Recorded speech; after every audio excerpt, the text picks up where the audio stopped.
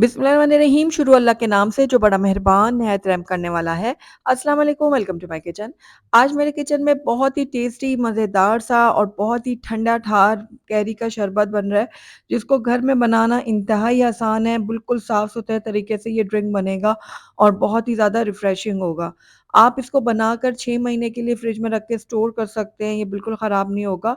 तो ज़रूर ट्राई कीजिएगा आप मेरी इस रेसिपी को। तो चलिए फटाफट से इस मज़ेदार, हेल्दी और बहुत ही रिफ्रेशिंग से कैरी के शरबत को बनाना शुरू करते हैं। तो बिस्मिल्लाहिर्रहमानिर्रहीम, यहाँ पर मैंने ले लिए 1 किलो कैरियाँ। इनको मैंने अच्छी तरह से धो के और ड्राई कर लिया था। अच्छा, जब भी आप कैरी का शरबत बनाएँ ना तो कोशिश ये करें कि कैरी कच्ची हो।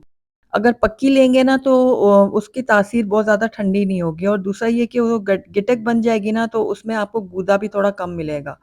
तो इस तरह से हम अब पहले इसको छील लेंगे और इसको दरमियान से मैंने कट कर लिया है।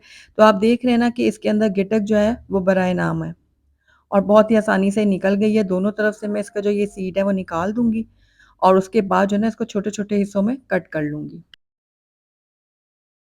तो ये देखिए बस इस तरह से आपने रैंडम ही इनको काट लेना है, छोटे-बड़े जैसे आप करना चाहें इनको टुकड़ों में। तो इस तरह से मैंने बाकी की कैरियों को भी टुकड़ों में काट लिया था, ये देखिए।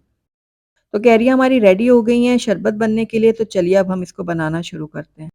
तो बिस्मिल्लाहिर्रहमानिर्रहीम, यहाँ पर मैंने कढ़ाई ले ली और इसके अंदर जितनी भी कैरियाँ हमने काटी थी ना, ये सारी डाल देंगे। कैरियाँ ऐड करने के बाद इसके अंदर हमने पानी ऐड करना है, तो मैं यहाँ पर 2 ग्लास पानी ऐड कर रही हूँ। बस इतना पानी डालिएगा कि कैरियाँ जो है ना इसमें थोड़ा-सी डिप हो जाएँ। बहुत ज़्यादा भी पानी मत ऐड कीजिएगा। बस अब इसको कवर करते हैं और 10 मिनट के लिए इसको पकने के लिए छोड़ देते हैं। ये देखिए तकरीबन 10 मिनट में ही हमारी कैरियाँ बहुत अच्छी तरह से सॉफ्ट हो गई हैं और अब इस टाइम पे आकर हमने चूल्हा बंद कर देना है और कैरियों को हमने ठंडा होने देना है। उसके बाद हम चलेंगे नेक्स्ट स्टेप की तरफ।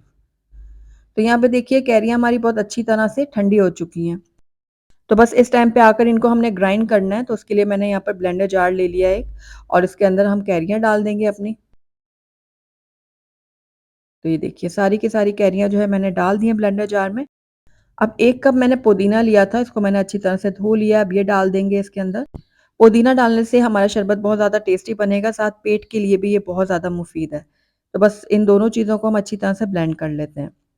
तो यहाँ पर देखिए पुदीने और कैरी को मैंने ब्लेंड कर लिया है और यहाँ पर देखिए कितना अच्छा स्मूथ सा इसका पेस्ट तैयार हो गया है।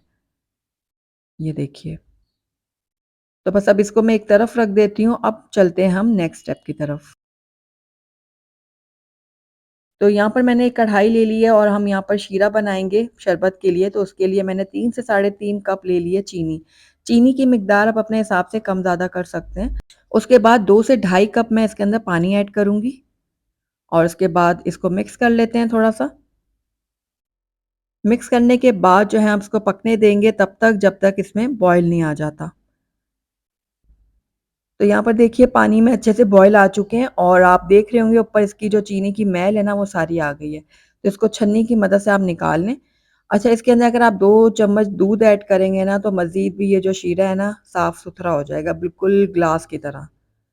तो ये जो इसकी इम्प्योरिटीज़ है ना ये निकाल के हम डिस्कार्ड कर लेते हैं और जो हमारा ये शीरा रेडी हुआ है इसके अंदर हम डाल देंगे कैरी और पुदीने का मिक्सचर।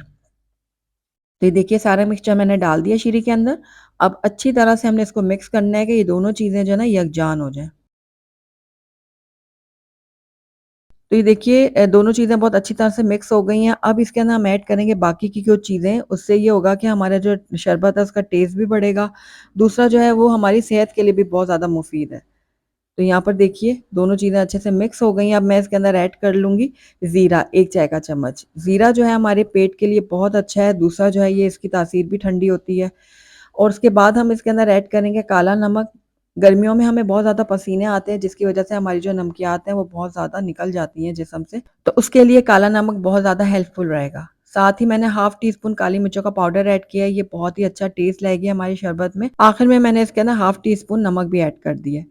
तो बस सारी चीज़ों को मैंने अच्छी तरह से मिक्स करने के बाद इतनी देर पकाया कि ये थोड़ा गाढ़ा हो जाए। ज़्यादा भी गाढ़ा आपने नहीं करना वरना ये ठंडा होने के बाद भी गाढ़ा होगा और जब आप फ्रिज में रखेंगे ना तो ये मज़ीद गाढ़ा हो जाएगा। और जब बहुत ज़्यादा ये गाढ़ा हो जाए ना तो शरबत बनाने में मुश्किल होती है। तो इसलिए आपने इसको नॉर्मली कंसिस्टेंसी में रखना है। तो बस ये हमारा शरबत रेडी हो गया, फ्लेम को बंद कर देंगे और उसके बाद जो है ना इसके अंदर मैं ऐड करूँगी लेमन जूस। तो मैंने यहाँ पर 1 लेमन लिया था, उसका जूस मैंने इसके अंदर ऐड कर दिया। इससे हमारा जो शरबत का टेस्ट है वो और भी बढ़ेगा, साथ हमारा शरबत जो है ना वो जल्दी ख़राब नहीं होगा। तो बस इसको भी मैं अच्छी तरह से मिक्स कर लेती हूँ और ये हमारा ज़बरदस्त सा जो कैरी का शरबत है ना वो बनकर तैयार हो गया है। तो बस इसको अब अच्छी तरह से मैं ठंडा कर लूँगी, उसके बाद हम इसको बॉटल्स में भर के रखेंगे। तो यहाँ पर देखिए हमारा जो कैरी का शरबत है वो अच्छी तरह से ठंडा हो गया है। मैंने यहाँ पर एक ग्लास की बॉटल ले ली है, बिल्कुल ड्राई है, साफ-सुथरी है। उसके अंदर मैंने ये भर दिया है शरबत। अब इसको हम रख देंगे फ्रिज के अंदर, तकरीबन 6 महीने तक हम इसको इस्तेमाल कर सकते हैं, बिल्कुल ख़राब नहीं होगी। तो आज ही आप इस कैरी के शरबत को बना के रख लें और 6 महीने तक आप बहुत ही रिफ्रेशिंग से इस ड्रिंक को एन्जॉय करें। आपको, आपके घर वालों को, स्पेशली आपके बच्चों को तो इसका टेस्ट बहुत ज़्यादा पसंद आने वाला है, क्योंकि इसका ज़ायका बिल्कुल वैसा बनेगा जिस तरह हम बाहर से आम की खट्टी-मीठी टॉफ़ियाँ लेते हैं ना, बिल्कुल वैसा बनेगा। तो ज़रूर ट्राई कीजिएगा और मेरी वीडियो को शुरू से एंड तक देखने का आपका बहुत-बहुत शुक्रिया। Thank you for watching. अल्लाह हाफ़िज़।